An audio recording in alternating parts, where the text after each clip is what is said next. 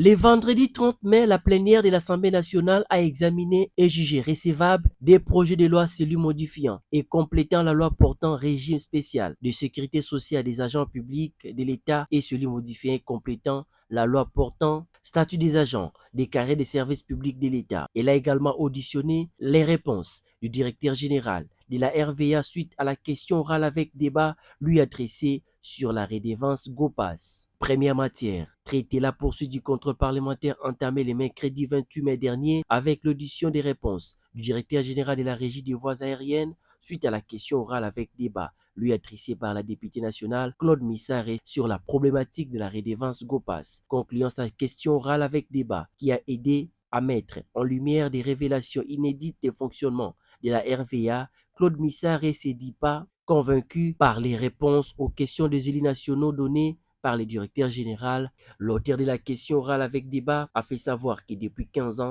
la population congolaise a été escroquée. À cet effet, en respect à l'article 210 du règlement intérieur de cette chambre, Claude Missaré a demandé la mise en place d'une commission d'enquête afin de tirer en clair les zones d'ombre entourant la gestion de la redevance GOPAS. Le DG de la RVA n'a pas été convaincant. Pendant 15 ans, honorable président, aucun aéroport construit, aucun aéroport honnêtement réhabilité, aucun aéroport certifié sur le plan international, alors que la redevance fait entrer des millions et des millions de dollars. S'agissant des textes qui ont été examinés par la suite, notamment les projets de loi modifiant et complétant la loi numéro 22/031 du 15 juillet 2022 portant régime spécial de sécurité sociale des agents publics de l'État, ainsi que les projets de loi modifiant et complétant la loi numéro 16/13 du 15 juillet 2016 portant statut des agents de carrière des services publics de l'État. Ces deux textes du gouvernement apportent plusieurs innovations énumérées